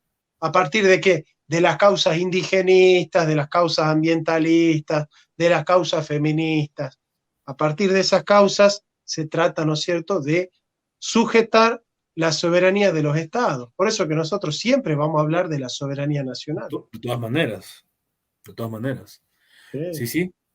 Ya que mencionas el tema del ecologismo, que no es broma, ahora más que nunca estamos atravesando la COP20 y tantos, no sé, y que dicho sea de paso ha sido un fracaso porque no se ponen de acuerdo entre los países, ¿no? Los mismos países que producen, no sé, que queman carbón, etcétera, le exigen a otros que no lo hagan, ¿no? Estados Unidos, ¿no? Australia, son intereses de por medio. Pero yo me pregunto, o sea, ¿cómo exigirle a países como los nuestros, que no son industriales, que yo no sé, yo creo que no es lo mismo el consumo que hace una familia peruana, argentina, que la que hace una familia alemana o qué sé yo, británica? Entonces, incluso hay un nuevo marco, ya que mencionas el derecho internacional, que se llama el Responsibility to Protect, ¿no? Responsabilidad para proteger. Esto ya lo mencionó Biden en su debate con Trump, ¿no? A fines del año pasado. Y entre otras cosas, ¿de qué consta? ¿No? Digamos, ¿no? La Amazonía está allí, ya, muy bien, Brasil tiene la mayoría, bueno, pero si Bolsonaro o cualquier otro presidente no se pone las pilas en cuidarla, bueno, entonces nosotros nos vamos a facultar para intervenir y justamente zurrarnos en la soberanía, ¿no? Entonces, en eso estamos. ¿Cuál es tu perspectiva? Yo en Proyecto Patria creemos, por supuesto, en la defensa del medio ambiente, pero una cosa es que se haga ideología y que sirva incluso intereses oscuros, como ya mencionaste hace un momento, que no se dicen sobre la mesa y que están por debajo. Mencionaste el tema de que no se pueden hacer guerras hoy día, pero las guerras, el Proyecto Patria, estamos convencidos de que no solamente se hacen con tanques, misiles, aviones. El aborto, por ejemplo, el control demográfico, que tú también mencionaste alguna vez, es una idea burguesa, no tiene que ver con los derechos de la mujer, como se nos pinta. En realidad es un tema demográfico, es hacer la guerra por otros medios. Tú escribiste ya un poco contextualizando, ¿no? Tu último trabajo, uno de tus últimos trabajos es Marx Pro Vida. Desde esa perspectiva, ¿podrías responder la pregunta, por favor? Desde ese trabajo. Sí, mira, el capital necesita reproducirse con el menor costo posible, ¿no? Entonces necesita tercermundizar las fábricas. Entonces, una fábrica en Argelia siempre tiene menos costos que una fábrica en Estados Unidos, efectivamente, ¿no es cierto? Entonces, el globalismo lo que ha hecho es llevar las fábricas del capitalismo productivo, que es el capitalismo, no es el postcapitalismo, el capitalismo ha sacado las fábricas de Estados Unidos y las ha llevado a la periferia. Eso ha generado un desempleo en Estados Unidos muy grande. Desindustrialización también. Una desindustrialización. Entonces, para justificar eso se dice, no, nosotros sacamos las fábricas de Estados Unidos porque contamina el medio ambiente. Entonces las queremos llevar a la Argentina, las queremos llevar al Perú, al África, a Argelia, al Congo belga, ¿no es cierto? Entonces, Trump, cuando salió del Tratado de Transpacífico, le dio un golpe muy fuerte a la globalización. Justamente porque, ¿qué dijo? No, las fábricas norteamericanas para los norteamericanos, o sea, las fábricas norteamericanas en Norteamérica. Entonces, a partir de ahí comenzó a repatriar todas las fábricas. ¿Y qué hizo Trump? No firmó el Tratado de Tokio. ¿Por qué? Porque si firmaba el Tratado de Tokio, le estaba diciendo a los norteamericanos que iba a contaminar el aire de Estados Unidos. Entonces, ¿qué dijo Trump? Esa ideología ambientalista tiene como objetivo la desindustrialización de los pueblos. Ahora, ¿por qué el pueblo se tiene que desindustrializar? Porque un pueblo con industria es un pueblo con valor. Un pueblo con valor es un pueblo con soberanía. Un pueblo con soberanía, un pueblo con libertad. Entonces, para sacarle libertad a los pueblos es necesaria la ideología de la globalización, que tiene como elemento superestructural la legitimación de las políticas globalizantes, que tienen como objetivo trasladar las industrias a los países que tienen menos costo de producción a partir de los valores del ecologismo. O sea, cuidar el medio ambiente es sacar la fábrica de tu país. No es bueno que haya fábricas en tu país. No tiene que haber fábricas en tu país. Entonces, en esa ideología es que está el progresismo. Es por eso que Biden volvió a firmar el Tratado de Tokio. Biden ha firmado en el Tratado de Tokio el fin del imperio norteamericano. Si el imperio norteamericano ha llegado a su fin, a la firma la puso Joe Biden firmando el Tratado de Tokio. Esto no es más que esperar unos 15 años, porque toda economía tiene una inercia, y el imperio más, la inercia de un imperio dura como 10 años más o menos. Al transcurso de 10, 12, 15 años, el imperio norteamericano va a ser uno de los imperios que ha caído más fuertemente, porque la deuda externa de Estados Unidos es la más grande, del mundo. Es la más grande del mundo, es la más grande del Sí, mundo. sí. Cuando caiga Estados Unidos, eso va a ser una catástrofe. Y el que ha firmado esa catástrofe se llama Joe Biden, porque los demócratas son siempre los que han causado todos los desastres en Hispanoamérica. No nos olvidemos, muy bien lo que has dicho al final, o sea, los demócratas, no solamente en Sudamérica, Latinoamérica, en Iberoamérica, en el mundo, nunca nos olvidemos que las primeras bombas nucleares, Hiroshima y Nagasaki, las lanzan los demócratas, no los republicanos. Y acá no estamos defendiendo a Trump, simplemente estamos describiendo una realidad, ¿no? El hombre quiso seguramente Make America Great Again, ¿no? Hagamos otra vez, traigamos las industrias, traigamos las fábricas, trabajo para la gente, ¿no? Es una realidad, ha sido así. Y esto, Jonathan, no sé cómo tú lo ves entrando más en materia geopolítica, Rusia y China están haciendo todo lo contrario. Adiós Tratado de Tokio, y bueno, los chinos son maestros haciéndose los locos, firman, sí, sí, sí, pero nada que ver, o sea, ellos siguen reactivando en esta crisis energética por la que está pasando, por lo menos Europa, y también China, dicho sea de paso, ellos están reactivando sus centrales de carbón, ¿no? Los rusos están, a los europeos ya, pues ya los subyugaron con el tema del gas, ¿no? Por ahí han dicho, no, que no es un tema geopolítico, pero guste o disguste, esa dependencia energética de los europeos frente a la Federación Rusa a través de su gas, que ya está terminado el gasoducto Nord Stream 2, inevitablemente va a tener implicancias geopolíticas, o sea, no es cualquier cosa, no es moco de pavo el tema energético. Entonces, en ese sentido, esto del ecologismo no es pues la visión, digamos, romántica que se tiene, ¿no? En realidad son temas bastante estratégicos que no se están diciendo y que Occidente ha terminado de creer, y muy bien lo que tú has dicho, al final Biden ha sido el que prácticamente ha dado la estocada final al declinante imperio norteamericano. Muy bien, Jonathan, para ir cerrando. Te digo algo al respecto de eso. Sí, por favor, Jonathan. Lo que pasa es que la socialdemocracia trabaja sobre la demanda, a través de poner plata en el bolsillo de la gente. Lo que hace Putin y lo que hace China es trabajar en la oferta. Y para trabajar en la oferta, que es el verdadero capitalismo, el que trabaja en la oferta, no en la demanda. Para trabajar en la oferta hay que mermar los costos. Y el combustible es el costo de los costos. Entonces, el verdadero capitalismo industrial tiene que trabajar en la oferta y no en la demanda. Entonces, para bajar el costo de los costos, hay que crear una superestructura capaz de poder reducir los costos a partir de un acceso mucho más posible a las fuentes, ¿no es cierto?, de energía.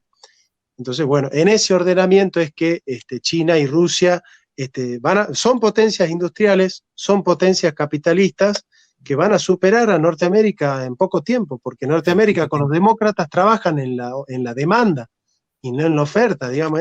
Los demócratas son socialdemócratas. Claro, sí, sí, totalmente de acuerdo. El dólar es una ficción, o sea, nos obligan a nosotros a... Entrevisté hace poco a un economista, Roberto Angulo, es congresista, le mandamos saludos y entre otras cosas nos decía eso. El dólar es una ficción que nos obliga a comerciar entre los demás países bajo su esquema, que no tiene respaldo en lo real, en lo productivo, en la economía propiamente, sino parasitaria, financiera. ¿Y por qué? Si es ficticio, ¿por qué nosotros comerciamos? Por todo el armamento que tienen, pues, ¿no? Las armas nucleares. Es como si alguien te pusiera una pistola y te obligara a comerciar con su divisa, ¿no? Con su moneda, porque tranquilamente nosotros, los peruanos, argentinos, podríamos negociar con nuestras propias monedas, con nuestros propios productos, pero es así, pues, el imperialismo.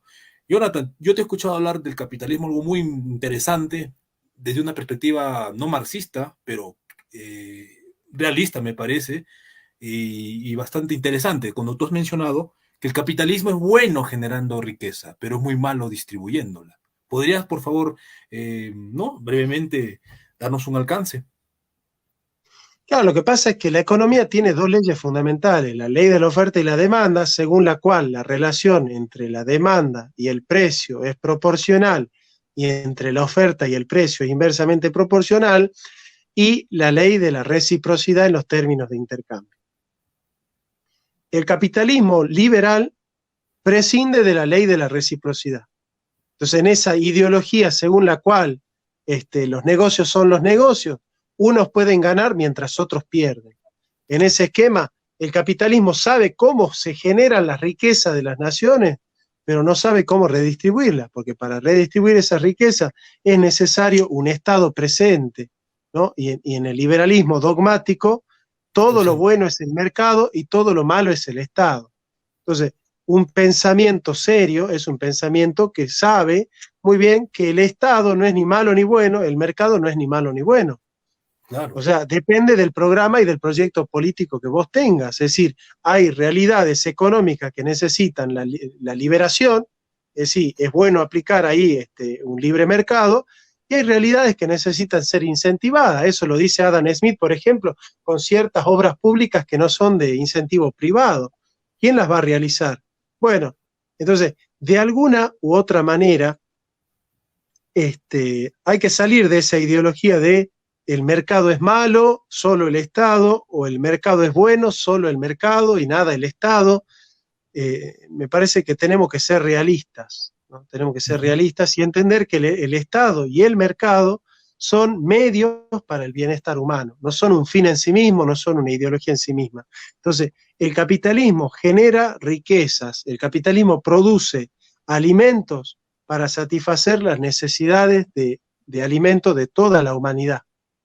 El problema es que tras el juego de la oferta y la demanda, se termina quemando muchos alimentos, se termina guardando stock, se termina especulando con la oferta, y eso justamente por no tener el principio de reciprocidad como retorno, como resorte de la economía de redistribución. Entonces, en un concepto de justicia social, el principio de subsidiariedad, el principio de reciprocidad, nos generan a nosotros un virtuosismo según el cual podemos concebir la función social de la propiedad privada y el bienestar de todos. Es decir, un individuo no puede ser feliz si no es feliz la comunidad. Un individuo no puede ser libre si la comunidad es libre. Un individuo no se puede desarrollar si no se desarrollan los que están al lado, ¿no? Y en este sentido hay que recuperar lo que dice Ortega: yo soy yo y mi circunstancia. Si no salvo mi circunstancia, tampoco me salvo a mí. Es decir, nosotros estamos en un contexto. La economía tiene que ver con esa virtuosidad del contexto. Entonces, digamos, esa función social de la propiedad privada implica que los bienes de este mundo están hechos para ser compartidos. No por la fuerza, pero sí por un don de gente, sí por, digamos, una cobertura por parte de las organizaciones intermedias, de los sindicatos, de los mismos partidos políticos, ¿por qué no también de la Iglesia, que tiene un rol importante, ¿no?, en la concientización y en la humanización del mercado, de la política? El rol de la Iglesia es muy importante en ese sentido. Así que, evidentemente, el capitalismo produce riqueza porque los únicos que pueden producir riqueza son los privados. El Estado no produce riqueza. No hay riqueza del Estado. El Estado lo que hace es gastarla la riqueza, o invertirla la riqueza, o redistribuirla la riqueza, ¿eh? Entonces, con un Estado que crea reglas del juego justas, transparentes, donde los privados pueden generar un desarrollo económico con superávit fiscal, superávit gemelo, superávit comercial, y el Estado tiene la gentileza de redistribuir honestamente la riqueza, yo considero que el capitalismo va para adelante. En ese sentido, soy capitalista.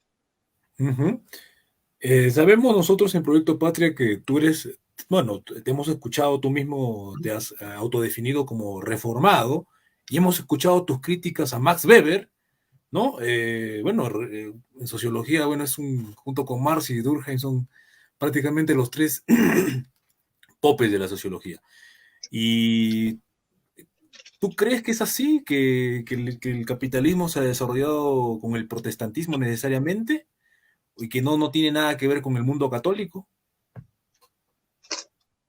Mira, esa tesis de Weber fue superada por Jaime Balmes: catolicismo y protestantismo comparados con la civilización occidental europea. No es verdad que no haya una modernidad católica que genera un desarrollo industrial. La modernidad hispanoamericana vino de la mano del catolicismo, la sindicalización hispanoamericana vino de la mano del catolicismo.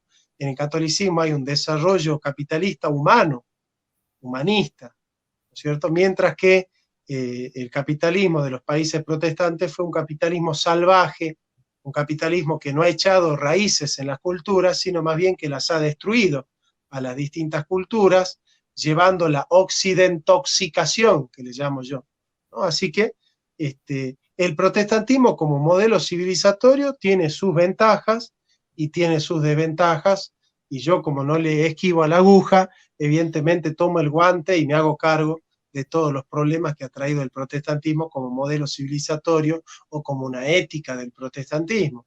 Pero no es verdad que la única manera de ser moderno, de la única manera de progresar y de desarrollarse en el capitalismo es siguiendo la ética protestante. Eso no es verdad, eso lo digo contundentemente.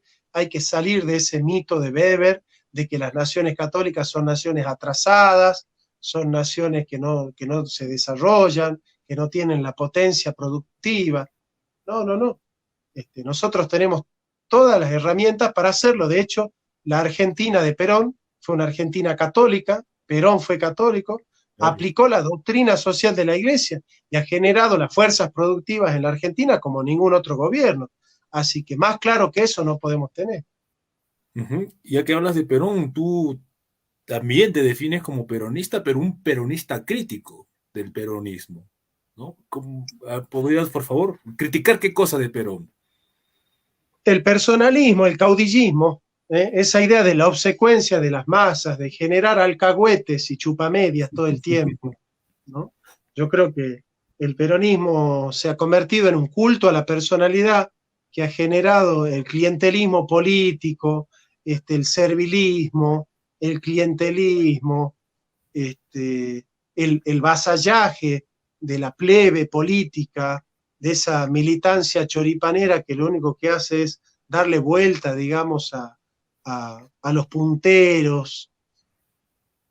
Me parece que ese personalismo, ese caudillismo, ese liderazgo carismático del peronismo tiene que dar lugar a un peronismo mucho más republicano, a un peronismo que está más centrado en las leyes, en el respeto a las instituciones, en el respeto a las normas, en una vertebración institucional del movimiento, que no tiene que ver con las personas, sino justamente con las normas, con el respeto a las normas, con normas justas, equitativas y objetivas. Entonces yo considero que la gran deuda del peronismo es poder institucionalizar sus principios, dándole al país una columna vertebral que tiene que ver con políticas de Estado y no con políticas de gobierno, con políticas de Estado que pueden estructurar proyectos políticos y económicos a largo plazo. Yo considero que el peronismo es muy deficiente en ese aspecto. Y bueno, claramente soy muy crítico, ¿no?, del peronismo en ese aspecto. Por eso, digamos, por eso los peronistas muchas veces no se sienten representados porque uno tiene que hacer críticas a todo lo que ve mal. Es decir, yo le he hecho críticas al protestantismo, le he hecho críticas al peronismo, porque para mí el pensamiento crítico es pensamiento autocrítico. Si yo no tengo la facultad de criticar mi propia ideología, no tengo derecho a hablar de ninguna otra. Volviendo, ¿no?, ya para ir cerrando, a Dugin, Alexander Dugin, prácticamente atribuye todo este caos, este malestar que hoy vivimos a la modernidad. Sin embargo, yo hablando con este maestro, el profesor Gustavo Flores Quelopana, ¿no?, un relevante filósofo peruano, que ya lo mencionamos, él me dice que hay varias modernidades, ¿no? Porque incluso hasta Descartes era cristiano, ¿no? Y lo que pasa, ¿no?, lo que pude escuchar la última conversación que tuvimos con él, vía telefónica, me estuvo diciendo que la modernidad maligna es la que viene después de la muerte de Hegel, ¿no?, que es una modernidad atea y ateizante. ¿Tú qué nos puedes decir al respecto? ¿Cuántas modernidades hay? ¿Cuál hay que rescatar? Porque no creo que toda la modernidad en bloque tenga que ser descartada. ¿O sí? No sé. No, tampoco, no hay ninguna que sea perfecta. Tenés la modernidad de la contrarreforma, que es la modernidad que ha generado la acumulación originaria, la hispanista. Tenés la modernidad reformada, la modernidad ilustrada, la modernidad capitalista, la modernidad marxista, la modernidad postmarxista, la modernidad progresista, la transmodernidad. Entonces yo considero que la modernidad reformada sirve para construir la autonomía de los sujetos.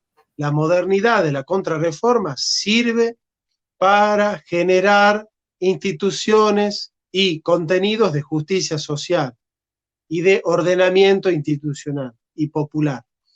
la modernidad ilustrada sirve para generar proyectos educativos, generar proyectos de reformas educativas, de reformas culturales. La modernidad, la transmodernidad sirve para poder articular los proyectos sociales en base a una filosofía propia, a una filosofía situada. O sea, me parece que todas las modernidades tienen algo para dar, que todas las modernidades tienen algo interesante, y yo no considero que haya que tomar una y rechazar las otras, porque cada una tiene su fuerte, ¿no? Cada una tiene su fuerte, su fortaleza. Digamos, la modernidad reformada está centrada en el individuo, la modernidad de la contrarreforma está centrada en el pueblo. Pero ¿qué nosotros qué vamos a hacer? Si elegimos una, o caemos en el colectivismo o caemos en el individualismo. Me parece que tenemos que tener esa virtuosidad de poder combinar las distintas modernidades, incluso el pensamiento premoderno, un pensamiento postcontemporáneo. Tenemos que estar abiertos al influjo de todas las filosofías para poder generar un pensamiento complejo. Uh-huh. Tú has mencionado también, ¿no? Alguna vez de forma un tanto graciosa decir que la posmodernidad o el posmodernismo es un pensamiento asustado. ¿Por qué asustado? Lo que pasa es que la posmodernidad es una reacción de la Segunda Guerra Mundial, de Hiroshima, Nagasaki, de Auschwitz, ¿no es cierto? Frente al esquema esa de la razón instrumental, que instrumentaliza la racionalidad para fines irracionales, como es la tortura, la muerte y, y la conquista y el genocidio. Digamos, la posmodernidad se asustó de la filosofía moderna y está en ese recreo de la metáfora, de la literatura, del lenguaje, del símbolo. Bueno, la posmodernidad es el recreo de la razón, ¿no? Pero bueno, es un recreo que está durando mucho. Y ya un plano más político, bueno, en Argentina me parece que está más avanzado todas estas ideas posmodernas, el progresismo, las bioideologías. Al Perú recién está llegando. Pero, discúlpame, ¿cuál es el hilo conductor que une al feminismo, al pseudoecologismo, no? Porque en Argentina se ven, alguna vez pasamos por ahí también y vemos que está bastante exacerbado esto, ¿no? Es como, incluso a veces yo creo que más que España en algunos términos, que son países que prácticamente han caído en esta vorágine ideológica, donde pues la mujer ya no es mujer, que el hijo que está dentro ya no es hijo, que se lo puede eliminar como un parásito, como una uña, ¿no? Entonces, o que el niño se le puede cambiar de sexo. ¿Qué está pasando, Jonathan? ¿Y por qué, como dije hace un momento, por qué ahora en el Perú, por primera vez en la historia del Perú, eh, con este gobierno de Castillo, por primera vez está haciendo propaganda lesbofeminista desde el Estado y con los impuestos del pueblo? O sea, ¿qué está pasando? Lo que pasa es que acá en Hispanoamérica hay una combinación de posmodernismo y progresismo muy curiosa, porque el progresismo es moderno, no es posmoderno. La Uh -huh. posmodernidad está en contra del progreso. Eso lo dice Lyotard muy bien en La condición posmoderna, y la posmodernidad explicada a los niños, Walter Benjamin, Foucault, Nietzsche, mismo Bátimo. Claro. Digamos, la posmodernidad frente a la modernidad abroga por el relativismo. Pero el relativismo, cuando cae en manos del Estado, se torna progresista, o sea, totalitario. Entonces estamos en la dictadura del relativismo. O sea, es la imposición por la fuerza del Estado del relativismo moral. Entonces, cuando el posmodernismo, que está hecho en contra del absolutismo del Estado, llega a manos del Estado, se convierte en progresista, es decir, en una política totalitaria. Entonces, la dictadura del relativismo tiene que ver con que a través de la fuerza del Estado se imparte el relativismo. Fíjate vos qué relativismo puede venir por la fuerza del Estado. Entonces, bueno, esa es la contradicción en la que ha caído el progresismo, digamos, que se impone a través de la fuerza del Estado y que en nombre de la libertad crea una dictadura y en nombre de la diversidad un pensamiento único. Uh -huh. Esta es una pregunta que mis alumnos de quinto me están haciendo llegar al WhatsApp, ciertos alumnos, ¿no? ¿Qué es la verdad? El otro día me dijeron, pero profesor, hay varias verdades. Bueno, tú que eres filósofo, tú que eres más entendido que uno, por supuesto. ¿Qué es la verdad, Jonathan? ¿Y qué es la posverdad de la que ahora tanto se habla? Incluso este afamado ideólogo de las élites globalistas, Yuval Noah Harari, también habla de la posverdad. Bueno, la verdad puede ser conceptualizada de tres modos distintos según un pensamiento realista, hermenéutico o místico. En el realismo, la fenómeno, la manifestación de la verdad es adequatio res intellectum, la adecuación del pensamiento con la cosa, entendiendo que la característica del ente en el realismo es un puro mostrarse. La verdad en la hermenéutica, como aletheia, es desocultamiento, es decir, un ente que se muestra y se oculta en cuanto a sus dimensiones estructurales y esenciales. En ese sentido, la verdad es un movimiento del sujeto a través del cual se devela el misterio del ente. Después tenemos la verdad en la mística, que es apofansis, que es revelación. Esa revelación tiene que ver con una donación de la iniciativa del ser sobrenatural que se abre graciosamente a la historia, graciosa por la gracia. Entonces, si el ente se oculta, la verdad es revelación. Si el ente se enmascara, la verdad es develamiento. Si el ente se muestra, la verdad es adecuación. En ese esquema vos tenés la tripartita concepción de verdad, pero a la vez la verdad puede ser óntica, cuando habla de la realidad de la cosa, moral, cuando se dice lo que se piensa, nociológica, cuando se adecua el pensamiento con la cosa, lógica, cuando hay una adecuación estructural de la consistencia lógica interna de la coherencia del discurso, o puede ser hermenéutica, cuando hay un develamiento. Entonces, por ejemplo, no todo error es mentira. Yo puedo cometer un error, pero es ser sincero en ese error. Yo estoy sinceramente equivocado, pero te estoy diciendo lo que pienso. Si yo te digo lo que pienso, pero lo que pienso es equivocado, no te estoy mintiendo, pero estoy equivocado. Entonces no es lo mismo la mentira que el error. Entonces no es lo mismo la verdad moral que la verdad nociológica. Entonces eso es muy importante entender. No todos los que están equivocados son unos mentirosos. Muy bien, muy bien.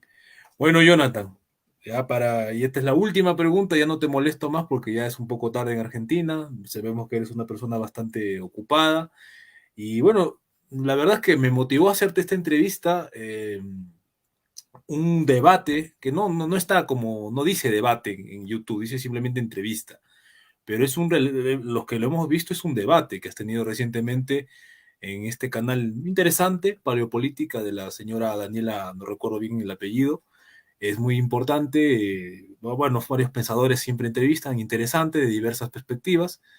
Y bueno, habían dos tipos que no recuerdo el nombre, que se ascribían a la escuela, al pensamiento del materialismo filosófico, ¿no? Y en algún momento escucho de forma bien osada en que decir que tenemos que remitirnos necesariamente, volviendo, ¿no? Al tema de fondo de la entrevista de hoy, remitirnos a España, ¿no? ¿Por qué piensan así esta gente? ¿Por qué, no? Y bueno, y en ese debate claramente le dejaste una postura que desde el Proyecto Patria hemos felicitado por justamente decirlo en nombre de, no solo de título personal, sino que nos identificamos con esas respuestas y con esas, vamos a decir, ese debate que tú abriste, ¿no? De no quedarte callado y decirle las cosas que creo que nadie se las ha dicho.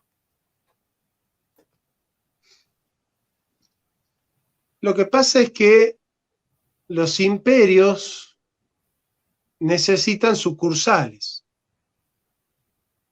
España no, los carlistas no se resignan a que España ya no es imperio de nada.